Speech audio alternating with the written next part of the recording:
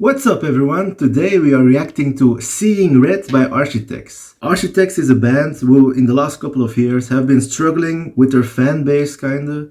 A fan base who feels like the band has gone softer and they want the old vibes back, the heavier vibes, songs that are more about hateful stuff, things the band feels resentful about, a certain anger about.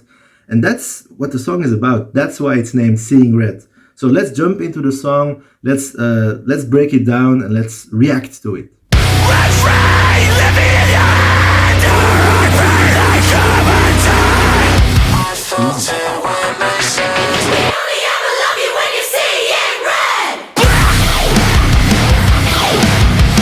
Did you hear it? The blah is back. Oh, I love this.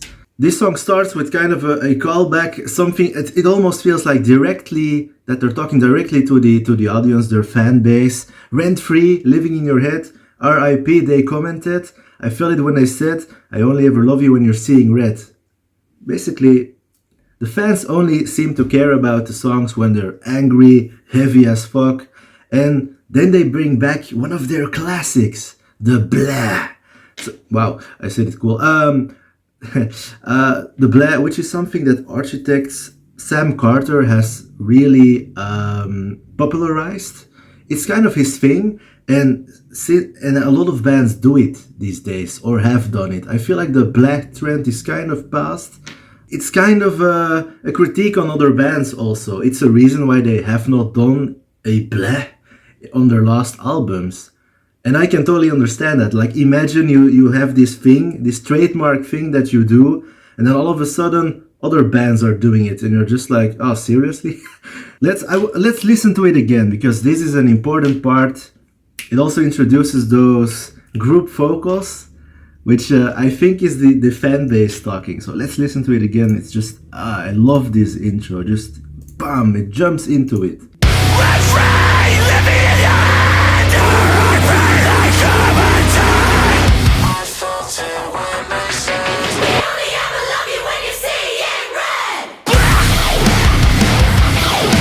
And now let's listen to that riff. The double bass. Wow. The riff, that's the main riff of the song that we just heard. And I think that's an awesome heavy riff. It uses this scrape-like technique on the guitar. If you're a guitarist, you know what I'm talking about. Just like dun dun dun dun creep da da da dun dun dun dun dun dun dun dun. An amazing heavy riff.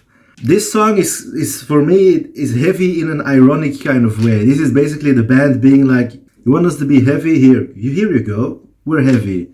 Now we're going in the first verse. So let's listen. What I really like about the first verse is just the drums.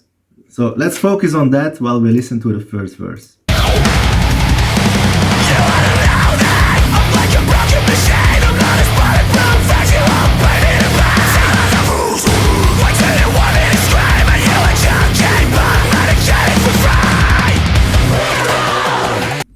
Okay, so something that's very noticeable for me as somebody who likes to write songs and likes to analyze songs is the details. So in the first verse, there's this break, and it kind of, I'm gonna show you where it is.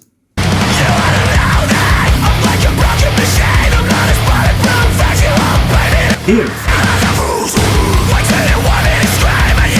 That small break makes the whole makes the verse for me. It's just awesome. Just like it's like you kind of freeze the song and then you go further. It's amazing. It's an amazing nuance to put in your song. The next part is the pre-chorus, and this feels like it's sung by kids, which I think represent the fan base talking directly to the band.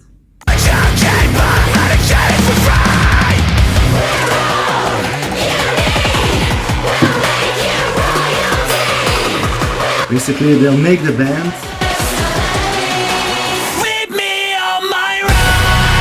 Before we listen to the chorus in full, let's focus on those lines.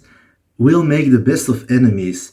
Like, coming from the fan base to the band. If you do what we say, if you just make the heavy songs that we like to hear, we're gonna make you big. We're gonna just We're not gonna push back. We're just gonna build you guys up.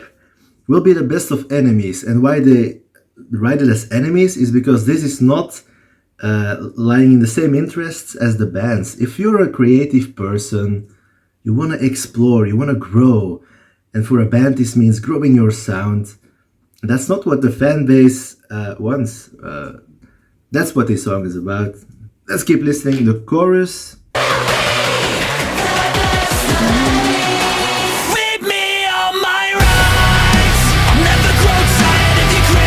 Did you notice how they stopped everything and then they jumped into the chorus?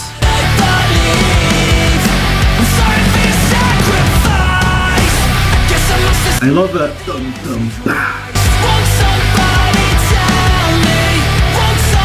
I really like the drums on this. Back to the heavy riff.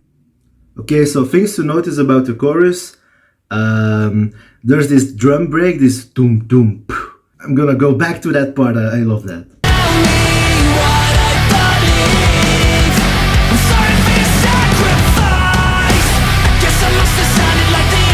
I love that.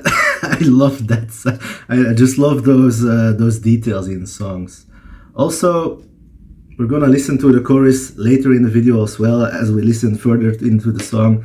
Amazing vocals by Sam Carter. I just love his voice. Let's continue.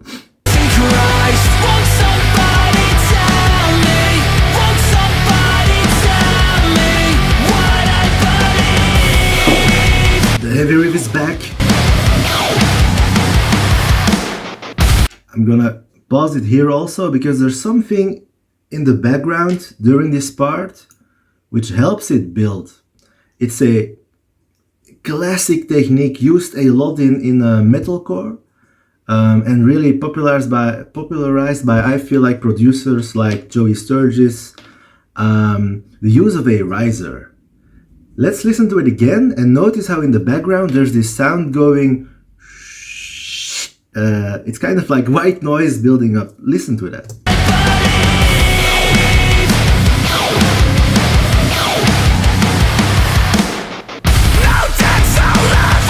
Builds the anticipation up. Oh, drums are awesome. The heavy riff. Favorite part now.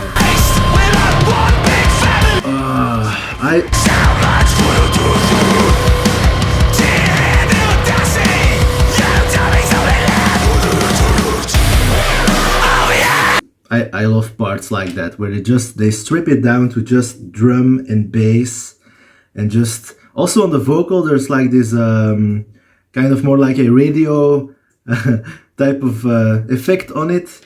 I love how that just freshens up the song. Oof, it's almost like a garage band kind of sound. I love that. Let's listen to it again. There's also these lows that I just Sam Carter has these amazing lows. I want to hear those again.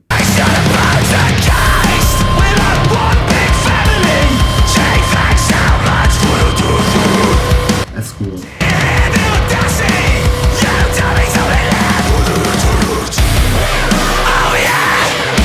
Now this part is back.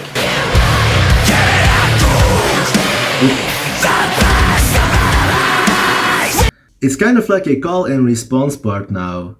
We're all it's kind of like it's the same part, but now Sam responds to those voices to the fan base, basically, making it fresh again to listen to. So this song, for me, this doesn't get boring. It just keeps me on my toes, makes me very excited.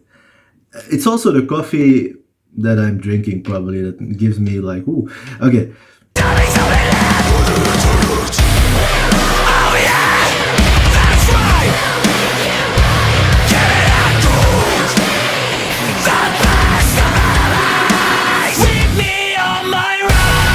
Dun, dun. Awesome. Amazing vocals. I love those kind of breaks.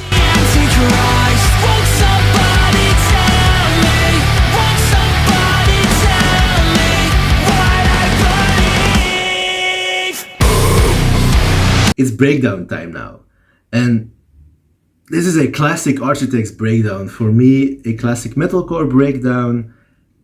It's just awesome. But the way that it's framed in this song, it's the most ironic breakdown ever, I think. I feel like Architects is a band, they can write breakdowns while they're sleeping probably. Like it's not a challenge for them anymore, and that's what they're proving with this song.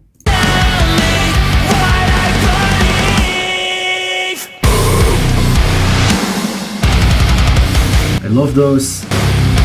Oh, that was the audience, did you see? Are you happy now?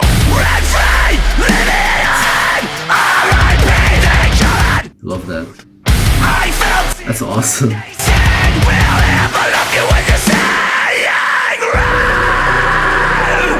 Are you ready now? Now it's gonna build. I really like the part with the, like the cliche audience clapping. That's an amazing part in the video. You can also see that the breakdown part is the most played part in the song. And we're gonna also play it back from that part.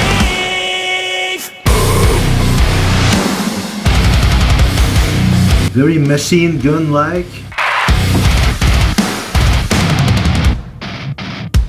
Are you happy now? That's awesome. I felt it when they said we'll never love you again. Now we're listening to the bridge. It's time for something different in the song. Notice how it's gonna build. There's a lot of risers again.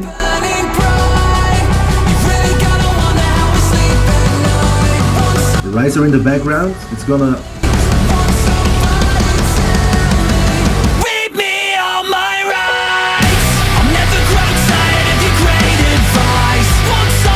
I just love that little break to go into the chorus.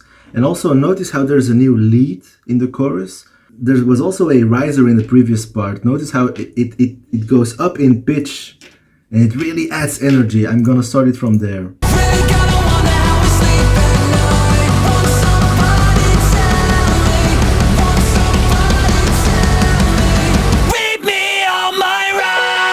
Oh, the lead from the bridge just goes so amazingly with the chorus.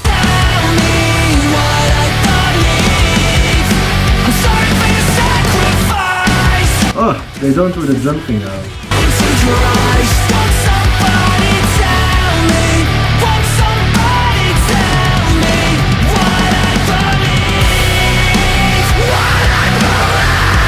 Oof. Just notice how they changed the chorus up by adding a new lead part, but also by not doing the doom doom. Now they leave a little bit of space and then they change up the drum beat. Let's listen to that part again.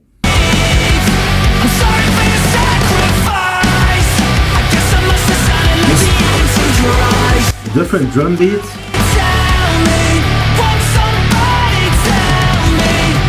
Now we go to the outro.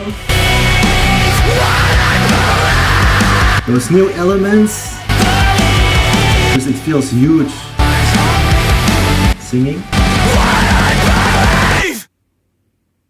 So that was it. That was Seeing Red by Architects. Let's learn from this song, because if you're a fan of a band, let's give them the leeway, the space to grow and also experiment with their sound, because otherwise you kind of, you will get bands that are frustrated with their fan base. And this song is addressing that in a very direct way, but also giving the fan base what they want. So it's a critical it's a critical song. It's an ironic song. It's an awesome song. But let's just, as a fan base, also give our favorite artists the space to grow. That's it. See you next video. Bye.